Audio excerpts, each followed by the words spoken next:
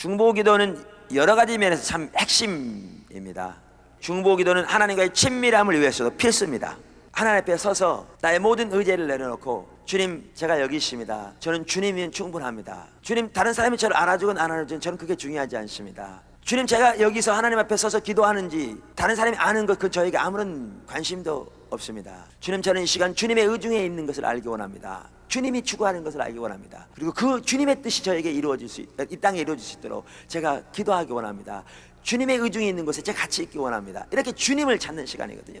여러분 모두 다가 이제 돌아가서 하나님 앞에서 우리의 죄를 회개하고, 이 민족의 죄를 회개하고, 하나님의 은혜와 긍휼을 구하고, 하나님의 이름을 위하여, 하나님의 나라의 영광을 위하여 이 땅에 속히 하나님의 부흥을 보내주도록 기도하십시다. 오늘 저녁 하나님의 말씀은 이사야서 62장입니다. 이사야서 62장 6절과 7절.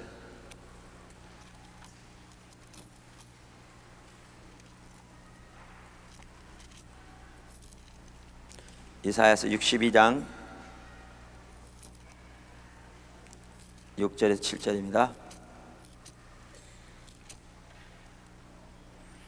예루살렘이여, 내가 너희 성벽 위에 파수꾼을 세우고 그들로 종일 종야에 잠잠치 않게 하였느니라. 너희 여호와로 기억하시게 하는 자들아, 너희는 쉬지 말며, 또 여호와께서 예루살렘을 세워 세상에서 찬송을 받게 하시기까지 그로 쉬지 못하게 하라. 아멘. 오늘 저녁은 새 부대의 교회와 중보기도입니다. 마지막 시간이 흔히들 이렇게 제일 중요한 시간이라 또 그렇게들 얘기하는데, 마지막 시간이 참 중요한 시간이죠. 그런데 왜 이 시간이 하필이면 중보기도를 넣었을까? 여러분 생각하실지 모르겠지만 그만큼 중보기도가 중요합니다. 그리고 이제 여러 중보기도 책들이 나와 있습니다. 그런데 오늘 저녁에 저는 하나님의 부흥을 예비함에 있어서 우리가 하나님 앞에 드릴 수 있는 중보기도를 매우 실제적이고 간단하게 이렇게 요약해서 이렇게 같이 살펴보기 원합니다. 그러니까 그 제목을 그렇게 다니면 제일 쉬울 것 같더라고요. 우리가 예를 들면 다른 교회를 위해 기도하는 것도 중보기도고, 또 아픈 사람을 위해 기도하는 것도 중보기도고, 또 목회자를 위해서 기도하는 것도 중보기도고, 다 중보기도인데, 오늘 저녁에 제가 살펴보고자 하는 것은 하나님의 부흥을 위한 중보기도라, 이렇게 제목을 붙이면 아주 좋을 것 같습니다. 중보기도는 여러 가지 면에서 참 핵심입니다. 그 중에 제일 중요한 부분 중에 하나는 우리 신앙이 하나님과의 친밀함이라고 그랬잖아요, 그죠? 근데 중보기도는 하나님과의 친밀함을 위해서도 필수입니다. 하나님의 친밀함을 위해 필수입니다. 제가 어제 오전 시간에 살펴보면서 예배에 대해 살펴봤습니다. 특별히 찬양과 경배를 중심으로 한 예배에 대해 살펴봤는데, 찬양과 경배가 예배라 이렇게 말씀드렸고, 찬양 경배 끝나고 교회 오는 분들은 예배 끝나고 교회 오는 거라 이렇게 말씀드렸습니다. 그렇습니다, 실제로. 그런데 저 개인적으로 하나님께서 하나님의 행하심을 저에게 알리시고, 하나님 자신을 저에게 알리시고, 또한 제 모습을 하나님의 관점에서 비춰주시고, 이러한 부분들을 제일 많이 하시는 두 가지가 있는데, 그때가 찬양과 경배 시간이고 또 하나가 중보기도 시간입니다. 그러니까 하나님과의 친밀함을 위해서 이 두 가지가 빠지면요, 우리는 완전히 다 놓친 겁니다. 그리고 어떻게 보면 그러니까 중보기도가 만약에 없었더라면 저는 절대 이 자리에 있을 수 없을 거라고 제가 확신합니다. 왜 그렇게 말할 수 있느냐고요? 중보기도를 통해서 하나님이 하나님의 행하심을 알리시고, 하나님의 의중과 의도를 알리시고, 하나님 자신을 계시하신 그게 없었더라면 절대로 저는 이 자리에 오늘날 없을 겁니다.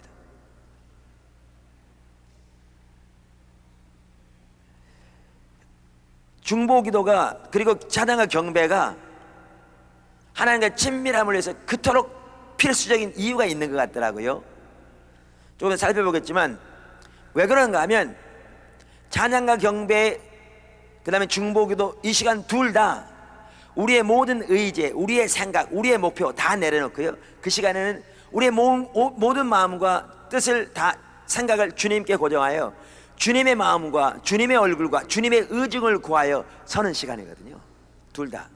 그렇기 때문에 그때가 하나님께서 가장 많이 말씀하신 시간이고요, 가장 우리가 가까이 오신 시간이에요. 성경 우리가 하나님을 찾으면, 하나님 찾는단 말은 하나님 얼굴을 구한단 말입니다. 여러분 성경에 보면 하나님을 찾으면 저가 만난 바 되리라고 말씀하셨기 때문에 너희가 하나님을 가까이 하라. 역시 하나님을 가까이 하는 것도 하나님의 얼굴을 구하는 것을 말하면 성경에 보면, 그러면 하나님이 우리에게 가까이 오시겠다고 약속하셨기 때문에 그 하나님께서 이 두 시간을 통해서 가장 자신을 많이 계시하시는 것 같습니다.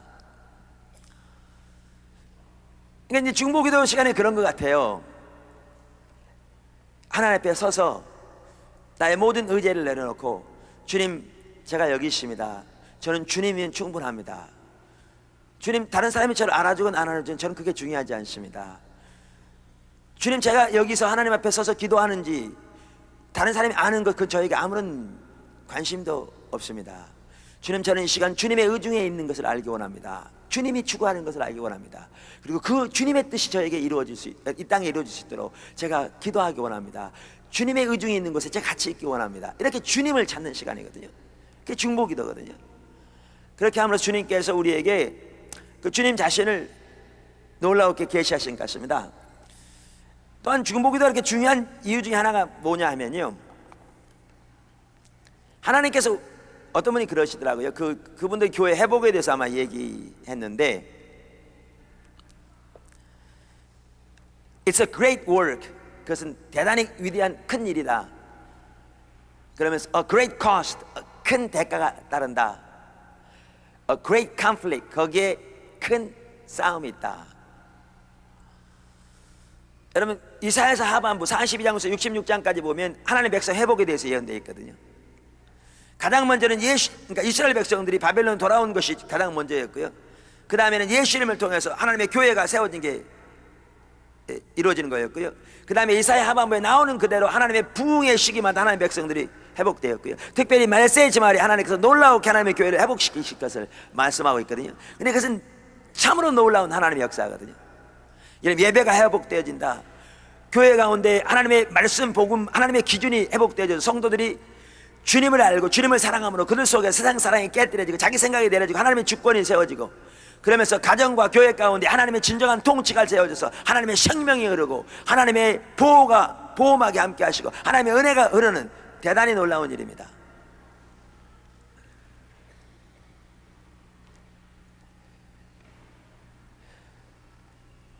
이 참으로 놀라운 큰 일입니다. 하나님의 교회가 회복된다는 것은. 그래서 낮에 말씀드린 대로 전례 없이 주를 알고 전례 없이 주를 사랑하고 전례 없이 거룩하고 전례 없이 하나 되고 전례 없이 강한 능력의 교회, 예수님이 그토록 기도하신 그 승리의 교회가 세워진다는 것은 대단한 일입니다. 그런데 이 대단한 하나님의 일은 항상 그렇듯이 여기에는 큰 대가가 따릅니다. 우리가 그저 이전처럼 적당한 수준에서 적당히 세상도 즐기고, 그러니까 세상을 다 소위 말하면 세상에서 완전히 뭐 놀러도 가지 말고 뭐 백화점도 한 번도 가지 말고 맨날 뭐 교회에 앉아서 기도만 해요, 그런 내용은 아닙니다. 제 얘기는 그런 말은 아닙니다. 그러나 적당히 세상과 하나님을 반발씩 양다리 걸치고 그저 편리한 대로 한 발씩 뛰는 이러한 자세를 가지고는 하나님의 그 행하심에 동참할 수 없습니다. 하나님의 역사를 일으키실 때마다 그런 사람들 통해서 하나님의 역사를 일으키신 적은 단 한 번도 없습니다. 성계의 역사를 보더라도 기독교 역사를 보더라도 대가가 따릅니다. 그래서 거기에는 하나님 행하심을 본 자들만 참여할 수 있었습니다. 왜? 하나님 행하심을 보았기에 그들은 그들의 전 존재를 주님 행하심에 투자할 수 있었으니까요. 그런데 여기는 많은 영적 전쟁이 따릅니다. Great conflict. 가장 큰 전쟁은 사람들의 사고 속에 있습니다. 생각 속에 있습니다. 그래서 여기 중보기도가 중요한 것 같더라고요. 중보기도를 통해서 집중적으로 하나님의 얼굴을 구하고 하나님의 은혜를 구하는 그러한 가운데 머물러 있게 될 때 우리 눈에 보이지 않은 그러한 세계에서도 하나님께서 놀라운 승리를 우리를 위해서 이렇게 이루시는 그러한 것 같습니다. 자, 그럼 오늘 저는 여기 이 중보기도에 대해서 중보기도의 성격, 중보기도의 요소, 중보기도의 자세, 이 세 가지 면을 살펴볼 텐데요. 첫째, 중보기도의 성격입니다. 제가 말씀드린 부흥을 위한 중보기도와 관련해서 그 중보기도의 성격을 가장 잘 우리에게 보여주는 성경 구절 중에 하나가 저는 이사야서 62장 5절과 6절의 말씀이라고 생각합니다. 사실 이사야서 62장에 보면 하나님이 이루실 하나님의 백성의 회복에 대해서 예언하는 구절입니다. 여러분 그 성경 구절을 보시면 알겠죠. 그래서 1절부터 보시면 나는 시온의 공의가 빛같이 예루살렘의 구원이 햇불같이 나타나도록 시온을 위하여 잠잠치 아니하며 예루살렘을 위하여 쉬지 아니할 것인즉 열방이 내 공의를 열왕이 내 영광을 볼 것이요 너는 여호와의 입으로 정하실 새 이름으로 일컬음이 될 것이며 너는 또 여호와의 손에 아름다운 면류관 내 하나님의 손에 왕관이 될 것이라. 다시는 너를 버리운 자라 칭하지 아니하며 다시는 내 땅을 황무지라 칭하지 아니하고 오직 너를 헵시바라 하며 내 땅을 뻬라 하리니 이는 여호와께서 너를 기뻐하실 것이며 내 땅이 결혼한 바가 될 것임이니라. 이렇게 회복에 대해서 얘기하십니다. 그러면서 그것을 왜 지금 우리가 아까 읽은 대로 6절 이하에 보면 하나님이 중보기도자를 세우실 것을 말씀하십니다. 사실 기독교 역사를 보더라도 하나님이 하나님의 새로운 일을 일으키시기 전에 반드시 중보기도자를 세우셨더라고요. 여러분 1904년과 5년 웨일즈에 일어났던 그 엄청난 부흥, 사실 그 부흥의 여파로 중국의 부흥이 임하고 우리나라 북한의 부흥이 임했다고 그러더라고요. 그 웨일즈의 부흥의 여파로, 여진으로. 그런데 그 부흥의 주역으로 쓰임받았던 사람이 에반 로버츠라는 26살 된 청년이었습니다. 공부도 제대로 하지도 못한. 그런데 하나님께서 그 에반 로버츠에게 13살 때부터 그 나라를 위해서 기도하게 한 거 아세요? 어떨 때는 밤중에 일어나서 하나님께서 나라 민족을 위해 기도하게 하심으로 잠을 잘 자지 못하고 새는 그러한 때도 있었다고 합니다. 그가 13년 동안 하나님 앞에 기도했죠. 그가 26살 때 하나님의 강력하게 그에게 임하시고 웨일스의 부흥이 시작된 것입니다. 부흥의 역사를 읽어보세요. 이해 없습니다. 그만큼 하나님의 일하시는 방법은 달라요. 왜요? 하나님은 하나님의 자원으로 일하시니까요. 그래서 중보기도가 그만큼 중요합니다. 자, 그러면 그 이렇게 중보기도를 세우실 것을 말씀하시는데, 그럼 중보기도가 뭐냐? 여기 62절에 보면, 62장에 보면 중보기도가 뭔가 나와 있습니다. 여기 보시면 중보기도자들을 말하는데요. 6절에 예루살렘에 내가 너희 성벽 위에 파수꾼을 세우고, 여기 파수꾼은 구약에서 어떤 사람을 파수꾼이라고 그러죠? 선지자들을 파수꾼이라고 되어 있습니다. 에스겔서에 보면 잘 나와 있죠. 그런데 여기에 파수꾼은 보통 선지자가 아닙니다. 왜? 여기에 세워진 파수꾼은 하나님의 음성을 듣고 사람들에게 전한 그러한 의미의 선지자가 아니거든요. 여기에 파수꾼은 하나님의 약속을 붙들고 하나님께 아뢰는 파수꾼이거든요. 그러니까 여기에 말하는 파수꾼은 선지자를 말하는 게 아니라 중보기도자들을 말합니다. 그런데 왜 중보기도자들을 그럼 파수꾼이라고 부르고 있는가? 그 이유는 중보기도는 선지자적 사명입니다.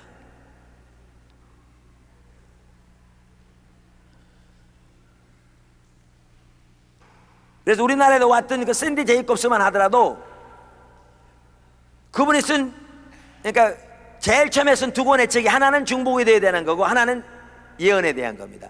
왜냐하면 중보기도자들에게 많은 예언이 주어집니다. 하나님의 의중과 의도를 따라 기도할 수 있도록 하기 위해. 그래서 중보기도는 한편으로는 선지자의 소명입니다. 그래서 그들을 파수꾼이라고 부르고 있습니다. 자, 그러면서 보세요. 파수꾼을 세우는데 그들이 하는 일이 뭐냐? 그들이 하는 일은 62장 6절에 너희 여호와로 기억하시게 하는 자들아. 이들은 하나님께 하나님의 약속을 상기시키는 자들입니다.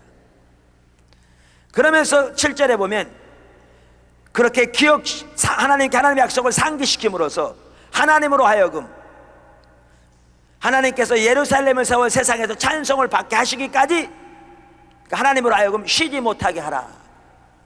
이렇게 말씀하고 있습니다. 중보기도의 요소입니다. 첫째, 중보기도는 현실에 대한 올바른 인식에서부터 시작됩니다. 현실에 대한 올바른 인식에서부터 시작됩니다. 성경 느헤미야 1장을 한번 보십시오. 여러분, 느헤미야는 어떤 사람이죠? 느헤미야는 바벨론의 포로로 잡혀간 이스라엘 백성들 중에서, 그 중에서 출세해서 왕의 연회장이 됐습니다. 술 맡은 관원이 됐습니다. 그러니까 출세한 거죠. 근데 하나님을 경외했던 사람 같아요. 여기 나와 있는 것도 보아서 아시듯이. 근데 하루는 자기 친척이 예루살렘에서 돌아왔어요. 그래서 묻는 거죠. 예루살렘이 어떻느냐. 그랬더니 예루살렘 성벽은 완전히 다 무너지고 성문은 완전히 소화돼서 불탄 채로 그대로 남아있고 하나님의 백성은 온갖 억압과 핍박을 당하며 지리멸멸하고, 그래서 여호가 성전을 마음대로 들락날락하는 폐허 가운데 있습니다. 예를 들면 이렇게 얘기했어요. 그랬더니 이 느헤미야가 여기 나와 있는 대로 하나님 앞에 울고 수일 동안 슬퍼하며 금식하며 하나님 앞에 기도하기 시작합니다. 중보기도죠.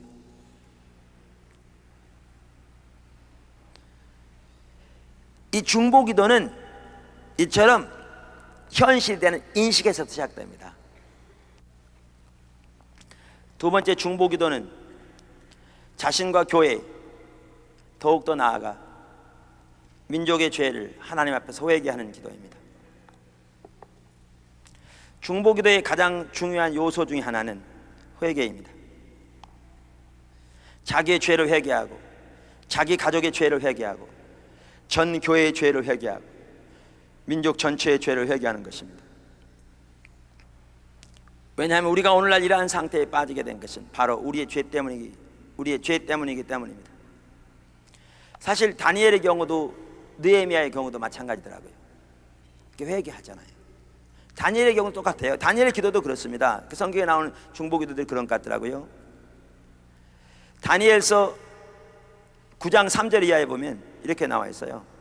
내가 금식하며 베옷을 입고 죄를 무릅쓰고 주 하나님께 기도하며 간구하기를 결심하고 내 하나님 여호와께 기도하며 자복하여 이르기를, 크고 두려워할 주 하나님, 주를 사랑하고 주의 계명을 지키는 자를 위하여 언약을 지키시고 그에게 인자를 베푸시는 자시여, 우리는 범죄하여 패역하며 행악하며 반역하여 주의 법도와 규례를 떠났사오니, 우리가 또 주의 종 선지자들이 주의 이름으로 우리의 열왕과 우리의 방백과 열조와 온 국민에게 말씀한 것을 듣지 아니하였나이다.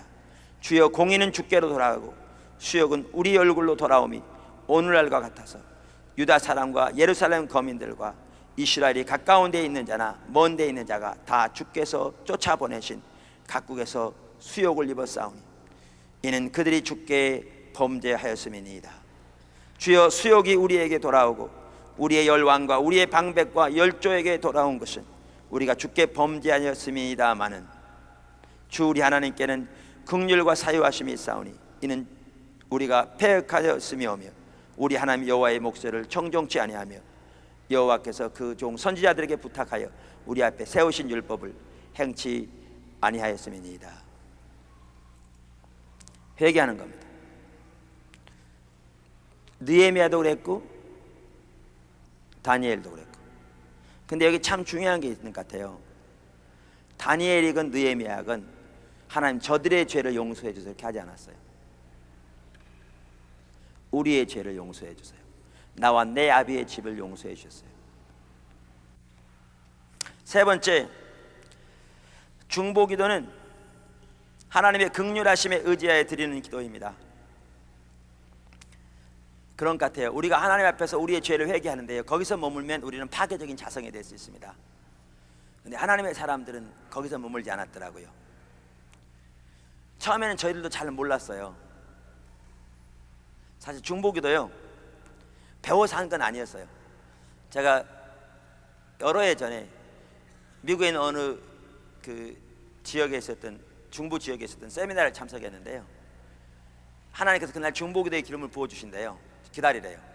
그날 거기서 세계적으로 유명한 강사들이 많이 와 있었거든요. 근데 다 들어가래요. 담임 목사님 들어가라니까 일렬로 쫙 들어가더라고요. 미국 사람도 그렇잖아요. 쫙 들어가요. 그러더니 그 담임 목사님이 마이크 비클 목사 그러더라고요. 하나님의 성령께서 지금 중보기도의 영을 부어줄 테니까 다 기다리라고. 하나님 직접 주실 거라고. 그래서 저도 이렇게 기다리고 있었죠.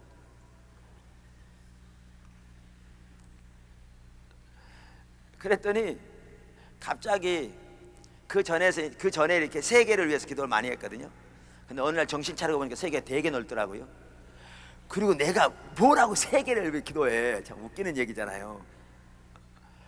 사실 그게 된 게 대학을 갔는데, 대학에서 디사이플십 클래스가 있었는데 기도 제목이 뭐냐고 그래서 서로 나눈 시간이 있었거든요. 그래서 나는 하나라도 빼놓지 말게 해달라고 기도한다고 그랬거든요. 그랬더니 옆에 있는 그 친구가 That's hilarious 그러더라고요. 그 웃기는 짓이라는 얘기죠. 정신 나가는 짓이라 그 얘기예요. 그래서 내가 그 다음부터는 세계를 기도하는 기도는 완전히 끝쳤습니다. 정신 차려보니까 이건 완전히 웃기는 얘기더라고요. 지 주제를 알아야지. 그래서 기도를 그 뒤로는 전혀 안 했어요. 요 근래에는 저는 안 하려고 그러고 하나님 하라고 그러고, 이제 반대로 씨름이 시작되는데, 근데 이제 그렇게 딱 앉아 이렇게 있는데 갑자기 한때 오래전에 이렇게 기도했던 것처럼, 그러니까 그때부터 한 10년 이상 전에 그렇게 기도했던 거죠. 그 나라들을 위한 기도가 간절히 나오더라고요. 아 그런가 보다. 그리고 돌아왔어요. 근데 그게 지금 생각하니까 중보기도의 기름 부으면 나와요. 돌아와서 이제 중보기도 한다고 저녁에 모인 거예요. 근데 어떻게 할지 모르잖아요. 전혀 뭘 배운 것도 아니고 1, 2, 3, 4 지금 제가 이렇게 정리한 것 같이 이렇게 하는 것도 아니고, 그러니까 이제 그냥 모여서 이렇게 하나님 바라보고 하나님 찾는 거죠. 근데 참 함께 하시대요. 그러니까 중보기도는 이렇게 하나님의 의중에 맞는 거니까 참 함께 하세요. 근데 그때 성도들은 잘 이해를 못 하는 것 같더라고요. 왜? 내 거가 석자인데, 지금 가정 문제가 있고 뭐 돈 문제가 있고, 그럼 이거라도 부지런히 기도해 주셔야 뭐 빨리 해결되든지 하지. 그렇지, 아니 그거 가만 놔두고 하나님 이 민족의 죄악을 용서해 주세요. 그러니까 자기하고 너무나 거리가 멀다는 거예요. 근데 우리가 너무나 어리석잖아요. 하나님은 요 문제만 가지고 그냥 안 주려고 그러는 거 그냥 우기면 하나님이 꺼내주는 분입니까? 우리 참 어리석어요. 그래서 하나님이 기도를 인도해 가시더라고요. 근데 하나하나 배우는데 그 당시에는 모르니까요. 하나님 우리의 죄악을 용서해 주세요. 우리가 잘못했습니다. 그런 부분도 보이세요. 그럼 이게 막 이렇게 보여지게 하세요. 우리의 모습들이, 오늘날 교회의 모습들이 회개해요. 그럼 어떨 때는요, 난 낙심하고 실망하고 좌절밖에 안 돼. 데리고 가지도 않고 너무나 문제는 산적한데, 내 앞에 있는 문제만 하더라도 우리의 문제가 산적한데 전혀 해결의 기미는 보이지 않아요. 그러니까 실망과 좌절뿐이에요. 그러면서 하나님께서 가르치신 게 뭐냐면, 여기 보시면 회개하되 거기서 멈추면 안 됩니다. 하나님의 긍휼과 자비를 의지하여 기도하라고 하시는 거예요. 그래서 여기 보시면 뭐라고 말하고 있는가 하면, 다니엘의 기도를 보아도 그래요. 17절부터 보면, 그러하온즉 우리 하나님이여 지금 주의 종의 기도와 간구를 들으시고 주를 위하여 주의 얼굴빛을 주의 황폐한 성소에 비치시옵소서. 나의 하나님이여 귀를 기울여 들으시며 눈을 떠서 우리의 황폐된 상황과 주의 이름으로 일컫는 성을 보옵소서. 우리가 주의 앞에 간구하옵는 것은 우리의 의를 의지하여 하는 것이 아니요 주의 큰 긍휼을 의지하여 하며오니 주여 들으소서. 주여 용서하소서. 주여 들으시고 행하소서. 지체치 마옵소서. 나의 하나님이여 주 자신을 위하여 하시옵소서. 이는 주의 성과 주의 백성이 주의 이름으로 일컫는 바 됨이니이다. 무슨 말이에요? 하나님, 우리는 하나님의 그 큰 은혜를 입었을 때 범죄했습니다.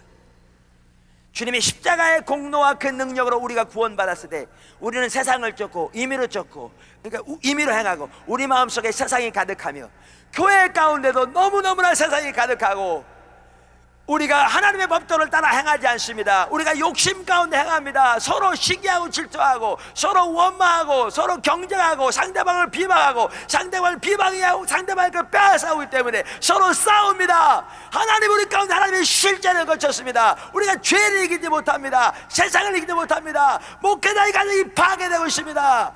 성도들이 무너져 내리고 있습니다. 가정들이 무너져 내리고 있습니다. 자녀들이 세상에 나가 돌아오지 않습니다.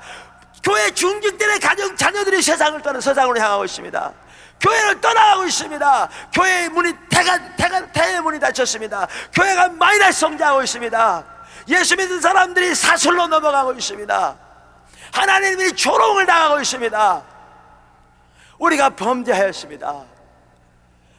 하나님, 그러나 우리가 범죄하여 제 길로 가 하나님의 진노와 심판이 우리 가운데 가득할지라도 우리는 주의 피로 값주고 사신 주의 교회의 의원이 주 예수 그리스도의 이름을 위하여 돌아보세요. 이게 그 기도입니다. 이게 그 기도입니다. 주 자신을 위하여 주의 황폐한 성소에 주의 얼굴빛을 비추소서. 그 당시만 하더라도 이 다니엘서 이 구절이 그렇게 마음이 와닿더라고요. 그래서 벽에다 써붙여놨었어요. 주 이름을 위하여 주의 황폐한 성소에 주의 얼굴빛을 비추소서. 이게 오늘날 우리가 기도해야 할 내용입니다. 주의 이름을 위하여 그렇게 하세요. 우리는 임의로 행했을지 몰라도 우리는 예수님의 피로 값주고 사신 교회의 의원이 주 예수 그리스도의 보혈의 공로를 인하여 아버지여 일어나세요. 하나님이여 우리의 기도를 들으세요. 하나님이여 돌아보세요. 하나님이여 하나님의 교회를 방문하세요. 하나님의 종들을 세워주세요. 하나님의 백성들을 치유해 주세요. 돌이켜 주세요. 주의 영광의 임재로 교회를 방문해 주세요. 이렇게 기도하는 게 중보기도입니다. 네 번째, 중보기도는 하나님의 약속을 밤낮으로 하나님께 아뢰는 것입니다. 여러분 모세 같은 경우에도 보세요. 하나님은 너무나 겸손하신 분 같더라고요. 아세요? 예수님이 겸손하신 분이었죠. 그게 하나님의 성품이거든요. 하나님은 너무나 겸손하신 분 같아요. 무슨 말이냐고요? 하나님은 천지를 창조하신 주권자입니다. 근데 하나님 하신 거 보셨어요? 성경을 읽다 보면요 이런 것 같아요. 하나님이 이스라엘 백성들을 저들이 범죄하니까 멸하시겠다고 하시잖아요. 그럼 모세가 하나님 그렇게 말합니다. 하나님이 저들을 멸하시면 저 애굽 백성들이 뭐라고 말하겠습니까? 매장지가 없어서 광야로 데려다가 저기서 죽겠다고 하지 않겠습니까? 하나님, 저들이 잘못했습니다. 저들의 죄를 용서해 주세요. 이렇게 기도하면 하나님이 금방 돌이키셔가지고 용서하시잖아요.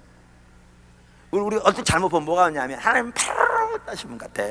잘못 보면 금방 죽이려고 그랬다가 모세는 마음이 넓은 사람 같아. 오, 하나님 그렇게 하시면 어떻게 합니까? 그러면 다시 하나님이 금방 마음을 돌이키셔가지고 그래 용서한다. 이런 것처럼 보여질 만큼 그래요. 하나님은 그만큼 겸손하세요. 무슨 말인지 아세요? 그렇게 보일지 몰라도 그만큼 당신의 백성들의 기도를 들으시고 돌이키시기를 기뻐하신 분이세요. 그분은 진실로 겸손하신 분이에요. 그때마다 모세가 한 기도의 내용을 보셨어요? 하나님이여 당신의 종 아브라함과 이삭과 야곱에게 맹세하신 말씀을 기억하옵소서.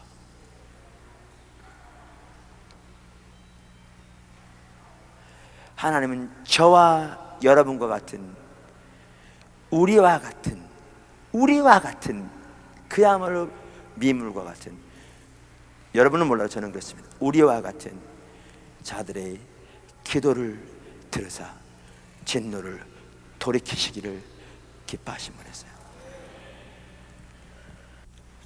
그 다음에 다섯 번째, 중보기도에는 참으로 놀라운 성령의 역사가 나타납니다.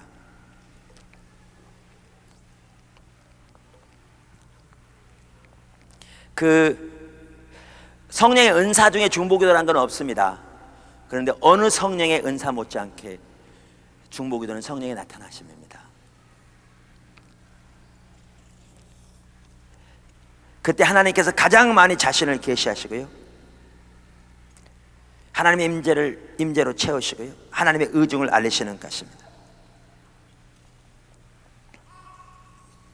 자, 그럼 중보기도하는 자세, 첫째, 하나님의 질투를 가지고 중보기도해야 합니다.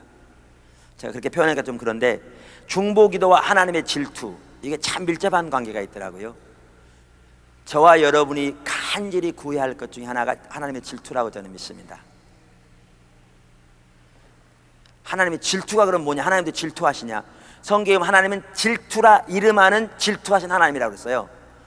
그러니까 질투는요, 하나님의 이름 중에 하나예요. 여호와 이레, 이게 하나님의 이름인 것처럼 질투가 하나님의 이름이에요.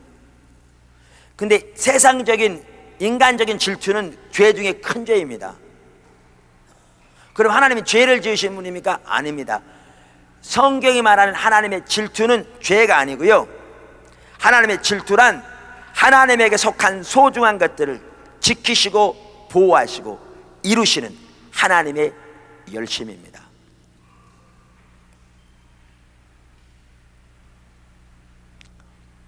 그래서 이 질투, jealous라는 단어를 열심인 zeal이라고 번역된 경우가 많이 있어요. 근데 하나님은 하나님의 거룩함, 하나님의 이름, 하나님의 교회, 하나님의 백성, 예수 그리스도, 성령님, 하나님의 말씀에 대하여 질투를 가지고 계세요. 예를 들면 나답과 아비후가 보세요. 성전에 제사 드리러 갔는데 다른 불을 드렸어요. 그것은 하나님이 정해신 법도를 따라 행하지 아니하고 임의로 행했어요. 그들이 술 취한 가운데 했거든요. 그랬더니 그 자리에서 불이 나와서 순식간에 쓸어버렸어요. 그런데 거기 보셨어요? 아론은 지금 졸지에 두 아들을 잃었잖아요. 그것도 위로부터 순식간에. 근데 하나님께서 아론에게 머리를 풀고 곡하는 것조차 허락하지 않으시고요, 옷을 찢는 것도 허락하지 아니하시고요, 성전 문을 떠나는 것조차 허락하지 않으셨어요. 그에게 하나님의 기름 부음이 있다고 말하면서. 뭔 줄 아세요? 하나님의 거룩하심을 보호하시는 하나님의 질투입니다. 하나님 사랑의 하나님입니다. 근데 동시에 질투의 하나님입니다. 하나님의 질투를 이해하지 못하면 하나님을 경외함이 없습니다. 이 질투가 그 속에 있을 때요, 그 기도, 그 중보기도가 대단한 파워를 받습니다. 여러분, 하늘에서 엘리야 기도할 때 불을 내렸죠? 거기에 중요한 요인 중에 하나가 하나님의 질투를 가지고 그런 기도였습니다. 엘리야는 하나님의 질투를 가지고 기도했어요. 야고보서 보셨죠?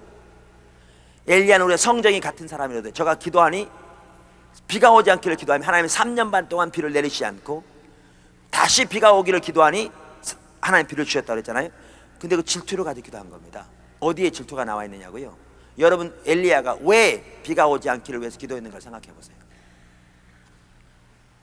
엘리야가 하나님이 이 시대야말로 하나님 나를 세우셨어. 야, 니네들 봐. 나는 이런 능력을 가지고 있어. 그래서 그렇게 기도했나요? 아니죠. 그랬더라면 하나님 듣지도 않으셨어요. 비가 오지 않기를 위해서 기도한 내용은 잘 안 나와 있어요. 그러나 불이 내리게 해달라고 기도한 내용을 보면 알 수 있어요. 다 연결되는데요. 뭐죠? 하나님이 하나님이신 것과 내가 하나님의 종인 것과 하나님의 명령을 따라 이 일을 행함을 알게 하옵소서. 자기를 드러낸다는 말이 아닙니다. 무슨 말이냐면 그 당시에 거짓 선지자들 가득하고 바알의 선지자들 가득하여 이스라엘 백성들이 하나님과 바알을 이렇게 양다리 걸치고 세상을 양다리 걸치고 섬기고 있습니다. 오늘날 대부분의 성도들이 그런 것처럼 오늘날 대부분의 성도들은 한 발은 세상에, 한 발은 하나님께 이렇게 두고 있습니다. 그래서 적당하게 세상이 좀 유리한 것 같으면 이렇게 하고요, 이렇게 교회에서는 이렇게 하고요. 그건 믿음이 아니죠. 대부분이 그렇게 살아가고 있습니다. 그러니 무슨 하나님의 능력을 경험하겠습니까? 그 당시가 그랬어요. 그런데 엘리야가 아무리 소리쳐도 듣지 않은 겁니다. 그래서 그 말은 뭐냐 하면 하나님이 응답해 주심으로 내가 하나님의 종인 것을 알게 해주셔서 내가 전하는 메시지가 전존재로 하나님께로 돌아오는 메시지가 하나님의 메시지인 걸 깨달아 저들이 하나님께로 돌아오게 해서라고 기도한 겁니다. 여러분, 그래서 불을 그러니까 하늘을 막아달라고 기도한 것은 하나님 하늘을 막아주셔서 하나님이 만군의 여호와 하나님의 것을 저들에게 알게 하사 저들로 하나님께로 돌아오게 하심으로 살게 하옵소서 라고 기도한 겁니다. 이게 하나님의 질투입니다, 여러분. 이게 하나님의 질투입니다. 하나님께서 오늘 밤 여러분에게 하나님의 질투를 보이시길 축원합니다. 이게 너무너무 필요해요. 오늘날 이게 너무너무 없어요.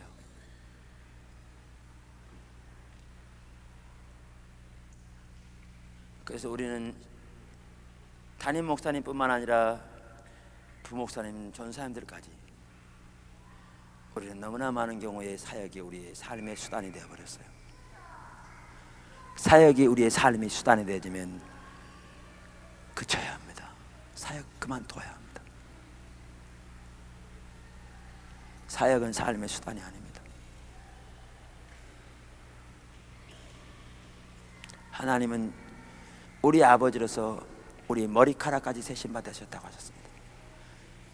사역이 여러분의 수단이 삶의 수단이 되시거든요. 차라리 그만두고 시장에 나가세요. 그게 주님 앞에 설 때 더 나을 겁니다. 몇 가지만 더 살펴보고 마치겠습니다. 중보기도 하나님의 질투를 가지고 기도할 때 하나님 놀랍게 역사하십니다. 두 번째, 간절하게 기도하는 겁니다. 역시 엘리야에게서 배울 수 있는데요, 성경은 야고보서 5장 17절 18절 저가 간절히 기도한 즉 3년 6개월 동안 비가 오지 아니하고 또다시 기도한 즉 하늘이 비를 내었느니라 라고 말하잖아요.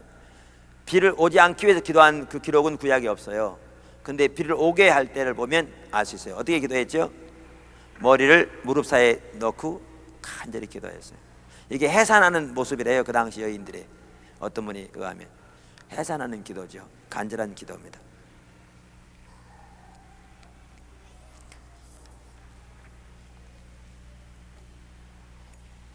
근데 여기서 한 가지 더 중요한 게 있는 것 같더라고요.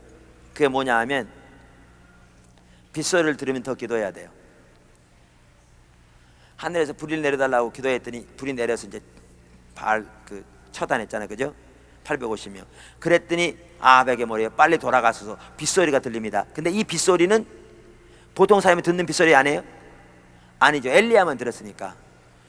이 빗소리는 하나님의 사인이에요. 우리 같으면 오, 하나님 비를 보내시네, 이제 가야지. 아니, 그때부터 기도했어요. 구름이 떠오를 때까지, 이만한 구름이 떠오를 때까지. 여러분 지금 빗소리 안 들리세요? 무슨 빗소리?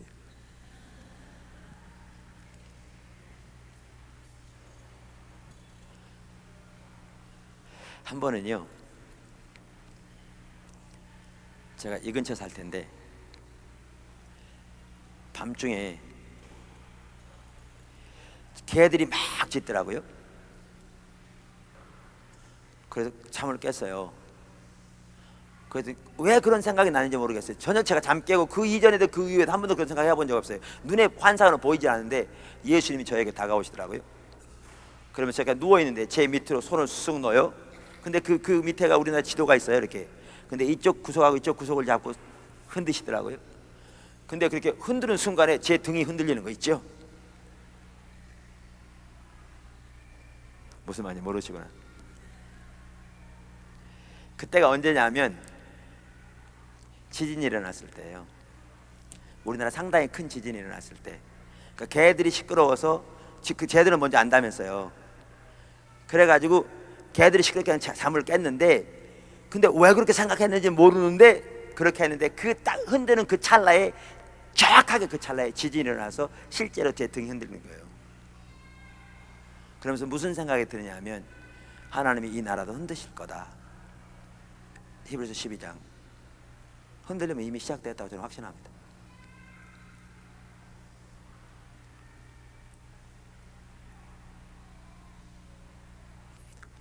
흔들릴 만한 모든 것이 무너지게 하기 위해서, 흔들리지 아니할 것으로 세워지기 위해서.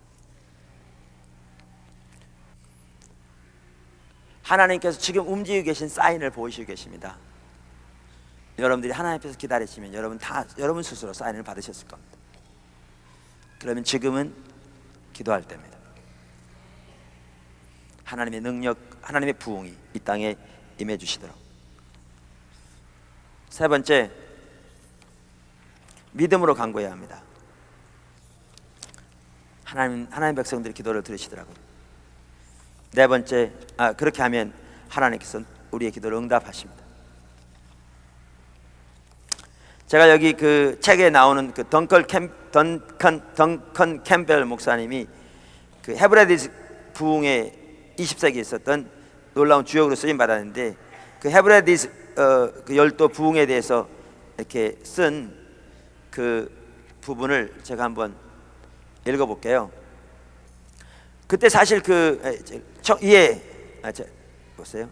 루이스 섬의 바르바스 마을에 사는 두 여자 노인이 그들의 마을에 부흥을 일으켜달라고 함께 하나님께 기도하기로 결정하고 밤에 기도를 시작하였다고 한다.